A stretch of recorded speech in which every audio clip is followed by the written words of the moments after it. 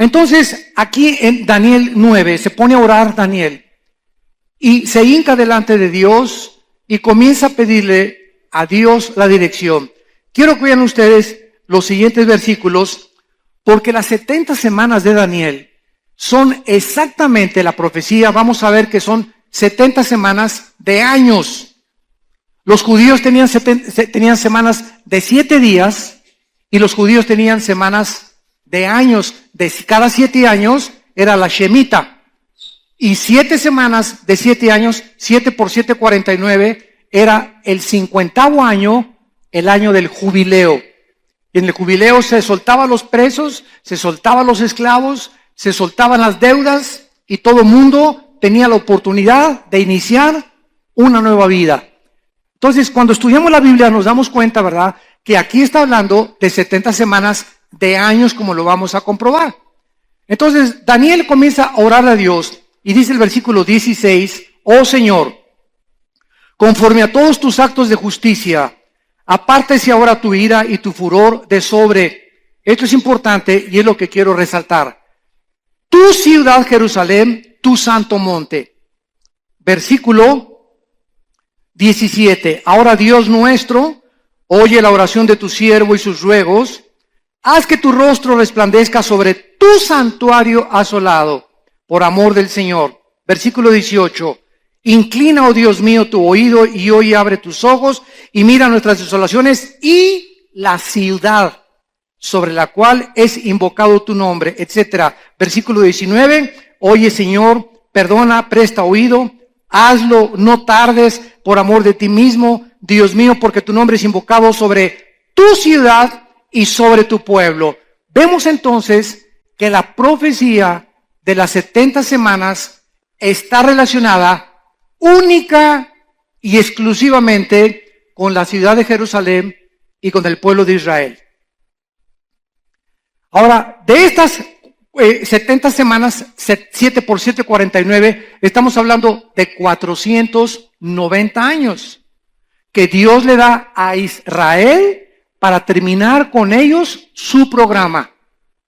Vamos a ver también con calma que desde que se dio la orden de reconstruir Jerusalén, Nehemías capítulo 2, que fue en marzo del año 445 antes de Cristo, síganme con cuidado, desde que Nehemías, el rey Jerjes de Persia, fue el que dio la orden de reconstruir Jerusalén, hasta el domingo de Ramos se cumplieron exacta y matemáticamente 483 años.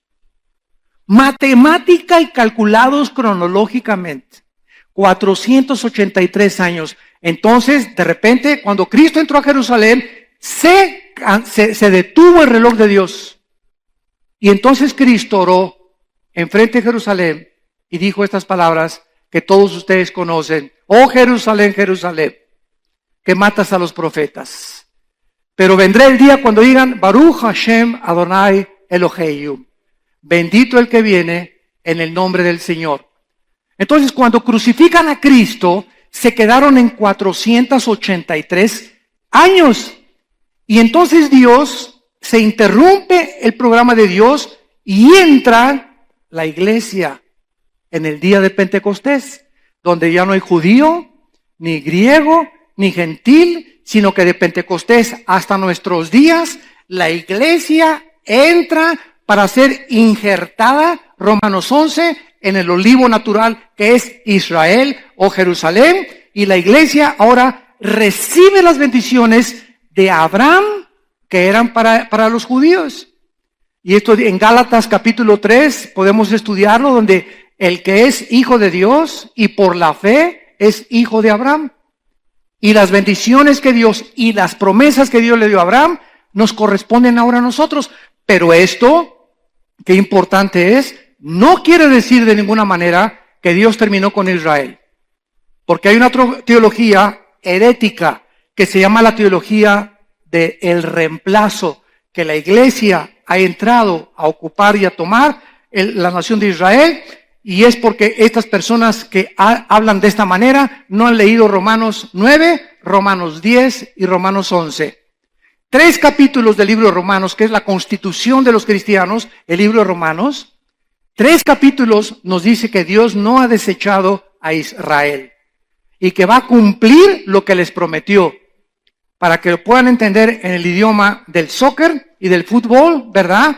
Iba ganando, ¿verdad? El América y de repente perdió el América y Dios mete a toda la banca. Y entonces los que estaban en el partido se van a la banca y ahorita Israel está a la banca y la iglesia ha entrado al partido. No estamos en el campo de batalla la iglesia ahorita. Israel está ahí en la banca, pero cuando el arrebatamiento Cristo venga por nosotros y nos saque del mundo, la última semana que falta de 7 años son los 7 años de la tribulación. Entonces, ya van ustedes profundizando en la escatología bíblica, en las profecías bíblicas. Estos 7 años de la tribulación es imposible que la iglesia se encuentre ahí. Por eso dice la Biblia en Apocalipsis 7 que Dios va a sellar a 144,000 toluqueños, dice, de Tlalnepantla, 144,000 judíos. Y lo dice específicamente, de cada tribu 12,000. Esto significa, ¿verdad?, que ahorita hay judíos por todo el mundo, hay judíos mexicanos, hay judíos italianos, judíos costarricenses, judíos franceses, hay judíos negritos también en África que son judíos sin que lo sepan, porque las 10 tribus en el año 700 antes de Cristo fueron llevadas a Siria, fue el primer exilio y se perdieron en la diáspora. Y desde hace 2700 años hasta nuestros días, no saben quiénes son judíos y quiénes no son judíos. Más que muy pocos, ¿verdad? Los que vienen de Leví y otros que vienen de Cohen, ¿verdad? Que es el sacerdocio que pertenecía a los judíos. De ahí en fuera hay cantidad de judíos mexicanos. Por ejemplo, el apellido Pérez es judío. González, casi todos los EZ tienen ascendencia judía. Sin que tú lo sepas, aunque tengas cara de tlacoyo. Como dicen en mi tierra, no, hermano, el que tiene nopal, hermano, pues miras que en los judíos no hay ningún rasgo ni característica, ¿verdad? Hay inditos que no saben ni siquiera que son judíos y que fueron mezclados cuando se mezclaron los judíos en Asiria, se mezclaron con los asirios, se mezclaron con el mundo entero, etcétera, etcétera, y hasta nuestros días no se sabe quién es. Entonces, estos 144,000, dice la Biblia, que van a ser sellados en las frentes. ¿Por qué? Porque cuando nosotros estábamos en la iglesia, somos sellados en el Espíritu. Efesios 1, 13 y 14. Todos los cristianos tenemos el sello del Espíritu Santo, que es invisible. Entre nosotros no nos podemos ver, los demonios nos ven, los ángeles de Dios nos ven. En el mundo espiritual saben quién es cristiano y quién es cristiano, pero los judíos que sean sellados en la tribulación, va a ser un sello externo, porque el Espíritu Santo va a trabajar de manera diferente, porque la iglesia ya no está. Y la iglesia es el cuerpo de Cristo. Y al irse la iglesia en el arrebatamiento, ya Dios trabaja por última vez con los judíos. De la banca se ponen el uniforme del América, ¿verdad? O del Barcelona, y vámonos contra todos los demás. Arriba el Barcelona. Bueno, esta es la forma en la que la Biblia nos muestra, con diferentes ilustraciones del fútbol, podemos del básquetbol, de lo que sea, cómo está el programa de Dios. Entonces, esta profecía de la semana 70 es tan importante en el estudio del anticristo. Porque al no conocerla, hemos oído, pues el príncipe Felipe de España es el anticristo. O antes decían que su papá, el rey Juan Carlos. Que al Papa también que es el anticristo. Ahora hasta al pobre de Obama ya también le ponen que es el anticristo. Y han sacado, ¿verdad?, que Gorbachev, el nombre Gorbachev en el hebreo da la suma del 666 y que era el Gorbachev el anticristo y que porque tenía aquí una marca en la frente Gorbachev, etcétera, etcétera. Y estamos llenos de especulaciones por no conocer las profecías de la Biblia y principalmente no entender las 70 semanas de Daniel. Y tenemos que comenzar con el anticristo porque es muy importante, ya que Daniel y el Apocalipsis se podría decir, Daniel es el Apocalipsis del Antiguo Testamento. El libro de Daniel es el Apocalipsis del Antiguo Testamento. Y el Apocalipsis es el registro de los juicios apocalípticos y las visiones que tuvo Daniel explicadas Entonces, si alguien quiere enseñar Apocalipsis o estudiar Apocalipsis sin conocer Daniel, vas a inventar, pues que los 10 cuernos son esto, y que los 10 espíritus son esto, que los 7 espíritus, y por eso hay sectas, como los testigos de Jehová, adventismo, mormonismo, ciencia cristiana, unitarismo, que son, ¿verdad?, movimientos religiosos que se han formado a través de sacar de la Biblia un texto fuera del contexto para convertirlo en un pretexto. Entonces, si la Biblia es una unidad, la suma de tu palabra, dice los Salmos 119, es la verdad. Y si no ponemos todas las partes de la Biblia juntas, el rompecabezas, tenemos una pieza acá y nos falta una pieza. Y no puedo interpretar que esta pieza sean las piernas del caballo, a lo mejor puede ser la cola, o puede ser la pata, o puede ser la pata de un chivo y no es la del caballo, porque no tengo la otra pierna, la otra pieza que me dice por las pezuñas que no es la de un puerco, sino la de un caballo, como un ejemplo, ¿no? Entonces no podemos armar doctrinas en la Biblia sin tener las demás piezas de los demás libros de la Biblia. Por eso Dios le habló de una forma a Pablo, de otra forma a Juan, a Santiago, a Judas, a Pedro, a Jeremías, a Ezequiel, a Zacarías. Ninguno de ellos tenía todo el horizonte de la verdad. Todos tenían una parte, el otro tenía otra cosa, el otro tenía otra cosa, el otro tenía otra cosa, y las ponemos todas juntas y tenemos ya la conformidad de un cuadro perfecto para entender lo que Dios nos quiere decir. Y finalmente, como ejemplo, Pablo. Pablo fue el único hombre, el único apóstol de los 12 apóstoles a quien se le reveló el arrebatamiento de la iglesia. A ningún otro se le reveló que la iglesia iba a ser arrebatada, ni en el Antiguo Testamento estaba, ni en el Nuevo Testamento. Y a Pablo fue al único que se le reveló, Efesios capítulo 3, que la iglesia sería el cuerpo de Cristo. A Pedro se le revela otra cosa, a Juan se le revela lo que es el amor de Dios, a ningún otro se le reveló la profundidad de la definición del amor que Juan tiene en sus cartas, en sus 3 cartas, y en lo que él escribió. Entonces, así entendemos, ¿verdad?, que Dios a cada persona le da sus dones, le da sus talentos. No envidies que el uno canta, el otro no canta, el otro se echa de machincuepas, si tú no te echas de machincuepas, el uno salta la cuerda, el otro no, el otro es trapecista, el otro es ingeniero, el otro es predicador. No envidies, uno habla en lenguas, otro no habla en lenguas. Nunca tratemos de hacer lo que los demás hacen, porque cada quien tiene sus talentos, cada quien tiene sus capacidades, y a Dios le ha dado a cada quien como a Él le ha placido soberanamente. Esto es importante para que entendamos, ¿verdad?, que en Cristo se debe acabar las envidias, la ambición, la avaricia, los celos. Todas estas cosas no pueden existir en el cuerpo de Cristo, porque estarías caminando completamente en la carne. Ahora bien, Daniel fue un joven judío que había sido deportado hacia Babilonia con otros miles de judíos al exilio cuando Nabucodonosor, el emperador de Babilonia, sitia Jerusalén alrededor y incendia todo en el año 605, apúntalo, antes de Cristo. Apunta ahí en Daniel capítulo 1 en tu Biblia, en el año 605, para que sepas que todo eso sucedió. El capítulo 1, cuando Nabucodonosor llega, fue el año 605 antes de Cristo. Llega y arrasa con todos. Ahí Daniel, al llegar a Babilonia, tenía entre 18 y 19 años. Algunos creen que entre 18 y 20 años de edad. Y Daniel se distingue, al llegar a Babilonia, llegó a Sodoma y a Gomorra. La moral, la ética, las convicciones no existían en esos tiempos. Las mujeres andaban, ¿verdad?, como se visten ahora, casi semidesnudas.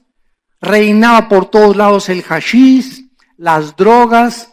Acuérdense que Alejandro el Magno, después de que los persas conquistaron a los babilonios, vinieron los griegos y conquistaron a los persas, y Daniel el Magno, el gran conquistador y el gran jefe militar, distinguido como ningún otro en las milicias, muere en Babilonia de malaria, de homosexualidad y de todas las drogas del pasón, como dicen, del pasonzototote que se dio.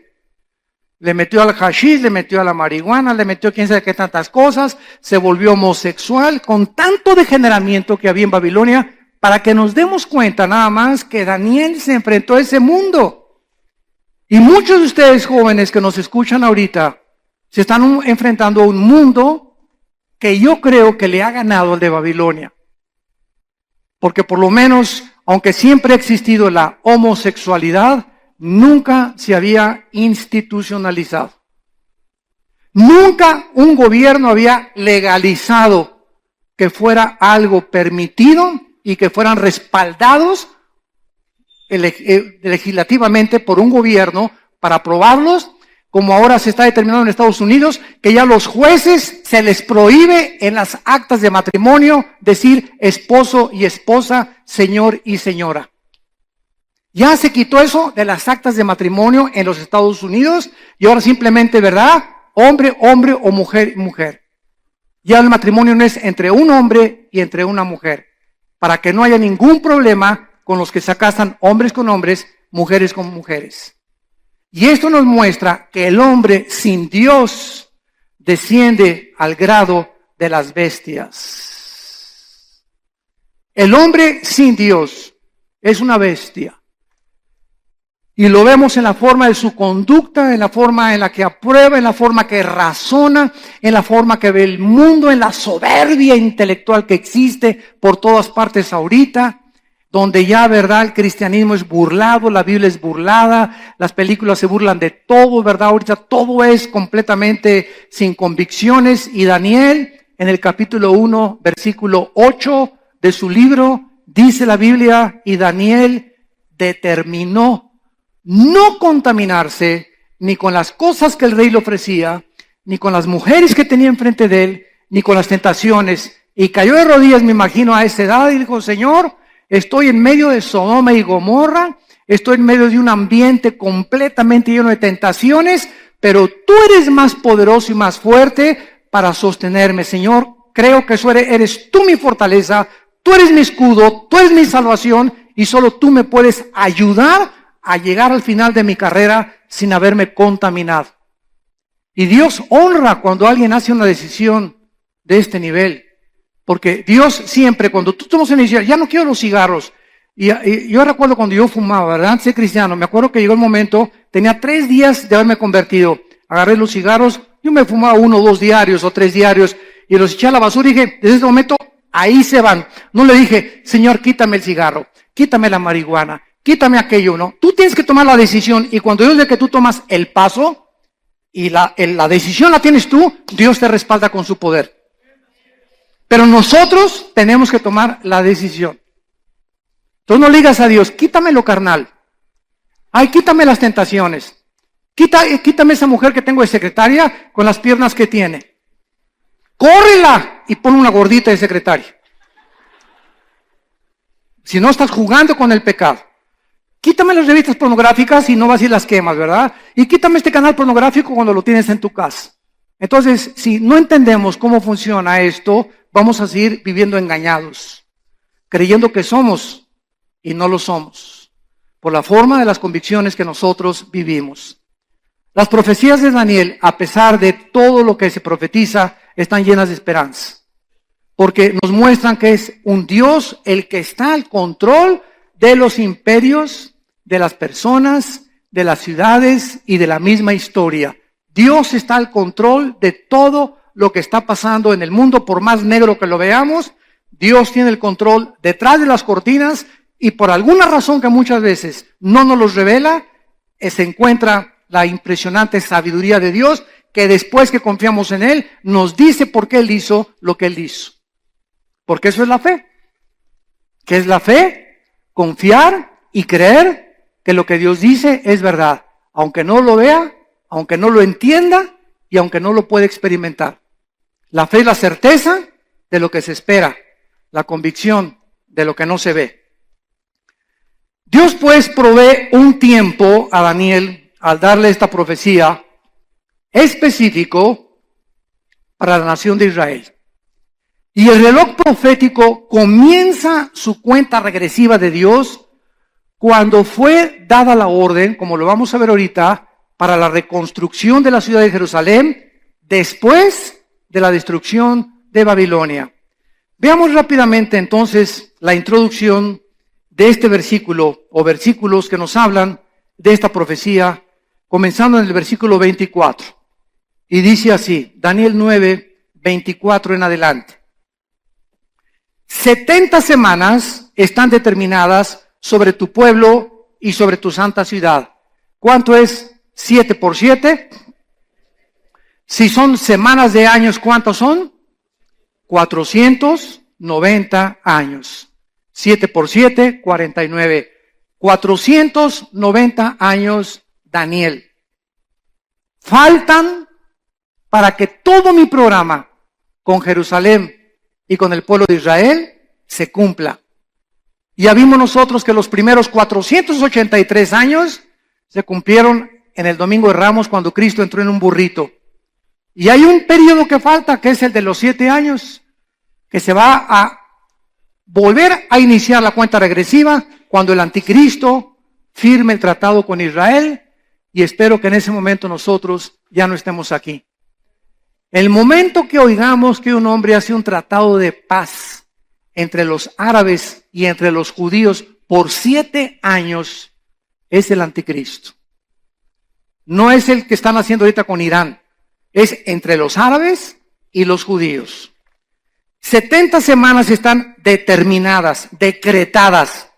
Escuchen esto, sobre tu pueblo, o sea, sobre Israel y sobre Jerusalén, que es la santa ciudad. Para terminar, 1, la prevaricación. 2, poner fin al pecado. 3, expiar la iniquidad.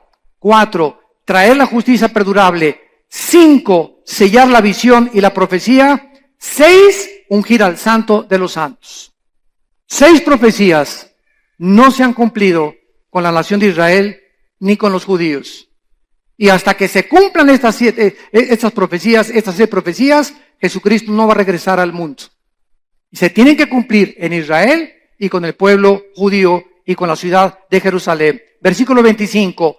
Sabe pues y entiende que desde la salida de la orden para restaurar y edificar a Jerusalén hasta el Mesías príncipe, apúntalo en el margen de tu Biblia, 14 de marzo del año 445 antes de Cristo. 14 de marzo, que es el mes de Nisan, el año 445 antes de Cristo, en Nehemías capítulo 2, versículo 1 al 10, ahí fue cuando se dio la orden por primera vez por un rey persa, que le dijo a Nehemías, te doy permiso que regreses y reconstruyan las murallas de Jerusalén. Y todo el libro de Nehemías y de Esdras en el Antiguo Testamento se trata de la forma en la que comenzaron a reconstruir, cómo se detuvo la construcción, los ataques de los judíos para impedir que se reconstruyeran, y la forma en la que poco a poco los judíos trataron de hacerlo, hasta que en el año 70 después de Cristo, al crucificar al Mesías, los romanos llegan y arrasan con Jerusalén. Escuchen esto, y desde el año 70 después de Cristo hasta 1948, si tienes calculadora, calcúlale. Desde el año 70 después de Cristo hasta el 14 de mayo del 48, casi cerca de 2000 años, los judíos se detuvieron el reloj profético de Dios y los judíos no volvieron a tener templo. Y hasta ahorita no lo tienen. No volvieron a tener sacerdocio y hasta ahorita no lo tienen. No volvieron a tener adoración, no volvieron a tener el arca. Y en el 48, ante los ojos del mundo, se forma el Estado independiente de Israel. En el 67, en la guerra del 67, llega el general Moshe Dayan y recuperan Jerusalén y la tienen que devolver. La parte occidental y la parte oriental se quedan ellos con una parte que es el Muro de los Lamentos en manos de los musulmanes. Y donde está ahorita la mezquita de Omar, esa cúpula dorada inmensa al llegar a Jerusalén, que en todas las fotos de Jerusalén se ve, en esa cúpula, debajo de esa cúpula, ahí se encuentra el templo judío. ¿Y quién está arriba de él? la mezquita de los musulmanes. Ahora entienden ustedes por qué los musulmanes, si los judíos ya les prohibieron ni siquiera acercarse a la cúpula de la roca, o a la mezquita dorada, o al domo, como también le dicen, porque para los musulmanes es un lugar sagrado. Y los musulmanes levantaron esa mezquita en el año 600 después de Cristo. Entre el año 600 más o menos, por uno de los califas, Omar se llamaba, y lo pusieron arriba del templo judío como un juicio de Dios. Y no es hasta que los judíos regresen a el lugar donde tenían su templo y lo reconstruyan que el anticristo va a aparecer en el mundo. Entonces, ahorita, ¿cuál es la solución? ¿Cómo pueden los judíos ahorita sacar a los musulmanes sin que se arme una guerra santa? Imposible. Entonces, algo milagroso tiene que suceder para que puedan los judíos regresar a su lugar y se tienen que cumplir las profecías y ellos comiencen otra vez bajo el permiso del anticristo, reanudar sus sacrificios, y a los 3 años y medio el anticristo viola este tratado, sacrifica un cerdo, lo mismo que hizo Antíoco Epífanes en el año 167 a.C., y de ahí en adelante comienza la gran tribulación. La persecución y el holocausto más grande de la historia contra los judíos y contra los cristianos, que en el tiempo de la tribulación se conviertan después del rapto. Si el arrebatamiento viene hoy en la noche y Cristo nos saca hoy en la noche del mundo y millones de personas desaparecemos, muchos de ustedes van a venir el próximo domingo aquí a la iglesia y no va a estar el pastor Josué ni el pastor Gerardo, no va a estar los hermanos y va a estar medio vacía la iglesia, o a lo mejor nada más se fueron 10. Ojalá no, ¿verdad? No, yo creo que hay más aquí que son de veras. Y al ver la desaparición, su mamá ya no está en su casa, los niños chiquitos van a desaparecer, menores de edad, todos los bebés, todos los niños menores, me imagino que de 6, 7 años para arriba, vámonos para el cielo con Dios, porque el reino de Dios, los niños es el reino de Dios, que no tienen todavía el juicio para discernir entre el bien y entre el mal. Y al ver esto, millones de personas que iban a las iglesias y que se decían cristianas, se van a arrepentir y se van a dar cuenta, era verdad, Señor, perdóname, y se van a convertir, pero van a pasar la gran tribulación y muchos serán muertos por el anticristo o por las leyes que va a dictaminar en muchas naciones del mundo. Muy bien. Vemos nosotros entonces en el versículo 25 que desde que se diera la orden para restaurar y edificar Jerusalén hasta el Mesías príncipe, o sea, hasta la venida de Cristo, habría 7 semanas y 62 semanas, que son exactamente 67 semanas, que son 483 años. Y se volverá a edificar la plaza y el muro en tiempos angustiosos. Y después de las 62 semanas, se quitará la vida al Mesías, mas no por sí, y el pueblo de un príncipe que ha de venir, destruirá la ciudad y el santuario, y su fin será con inundación, y hasta el fin de la guerra durarán las devastaciones. Y por otra semana, esta semana, es la semana, o los 7 años, que faltan de la tribulación. Y por eso se llama, lo vamos a ver después, por mismo Cristo, la tribulación como nunca antes había existido. Por otra semana, confirmará el pacto, está hablando del príncipe que ha de venir, que es el anticristo, confirmará el pacto con muchos, y a la mitad de la semana, o sea, a los 3 años y medio, ya que el anticristo tenga 3 años y medio de paz, y las naciones hayan, no hombre, este hombre que bárbaro, los milagros que ha hecho, quitó la pobreza, unió a los judíos con los árabes, no hay guerras en el Medio Oriente, este es el Mesías, Heil Hitler. Volverán otra vez a adorar a un falso dictador disfrazado, ¿verdad? El mismo diablo en persona, disfrazado de un Salvador y de un Mesías. Y al cumplirse los 3 años y medio, dice, después de que confirme el pacto, a la mitad de la semana, entonces dice la Biblia, hará cesar el sacrificio y la ofrenda. Se los va a sacar del templo, él se mete en el templo, segunda de Tesalonicenses, capítulo 2, del 4 al 7, sacrifica un cerdo y el anticristo se declara Dios. Y de aquí en adelante no hay ninguna religión más que la mía y la del falso profeta. Porque el falso profeta, Apocalipsis 13, va a ser un líder religioso con su centro en Roma. El líder religioso, el falso profeta, va a ser un líder religioso con el líder político, que es el anticristo. Vean esto, se va a unir la política con la religión para el inicio del gobierno del mundo. Qué interesante está esto, porque cuando crucifican a Cristo, fueron dos poderes y dos espíritus los que estuvieron involucrados en la muerte del Mesías, el Jesús, el Cristo. El poder de Roma, que era el poder político en aquellos tiempos, y el poder religioso, los judíos de Israel. Los judíos de Israel, el poder religioso, el espíritu de religión, se impuso sobre Pilato, que representaba el poder político, y Pilato dijo, yo no tengo nada que ver con este hombre. No. La presión del movimiento religioso pudo más que el político, y el poder político entrega el poder religioso a Cristo, y el poder religioso lo crucifica en una cruz. Siempre de acuerdo a la historia de la sociología, o de la antropología, o del estudio del ser humano, los políticos necesitan el poder religioso para los votos. En el país donde domina la religión es el partido que gana, porque es precisamente los votos de la religión que es la mayoritaria, porque siempre han trabajado juntos la política con la religión. La política necesita a la religión necesita a la política. Y cuando venimos al cristianismo, nos damos cuenta que como el cristianismo no es una religión, entonces tanto los religiosos como el poder político persiguen a los seguidores del Mesías Jesucristo. Y la historia se vuelve a repetir. Pero lo interesante del caso es que cuando el anticristo se una con este líder religioso de Roma para que lo ayude a conquistar Europa y el Medio Oriente, se van a unir los dos. Y cuando el anticristo conquiste el mundo, él va a quemar Roma.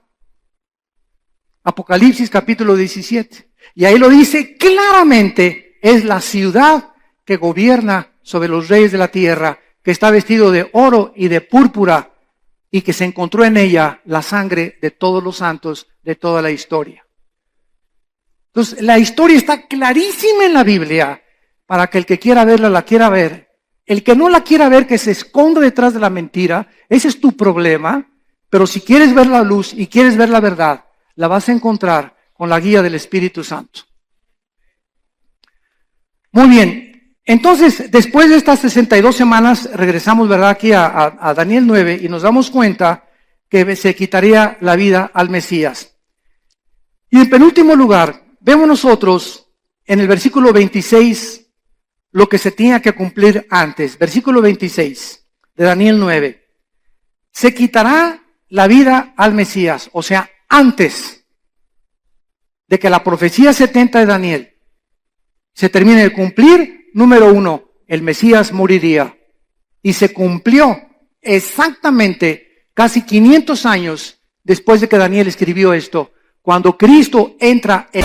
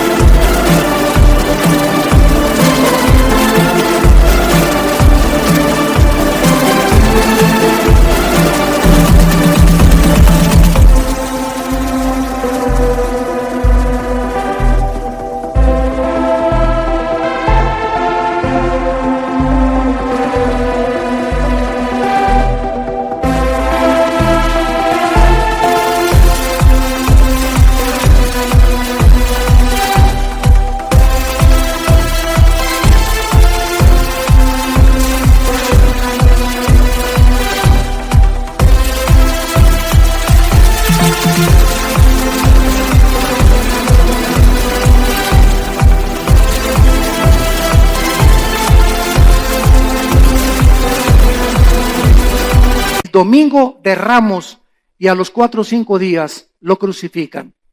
Número 2, y el pueblo de un príncipe que ha de venir destruirá la ciudad. Número 2, Jerusalén tendría que ser destruida. ¿Cuándo se cumplió esto? En el año 70 después de Cristo. Cuando Vespasiano, el emperador de Roma, mandó a Tito, su hijo, que era general, y llega y sitia Jerusalén y no deja piedra sobre piedra. Y en tercer lugar, hasta el fin de la guerra durarán las devastaciones.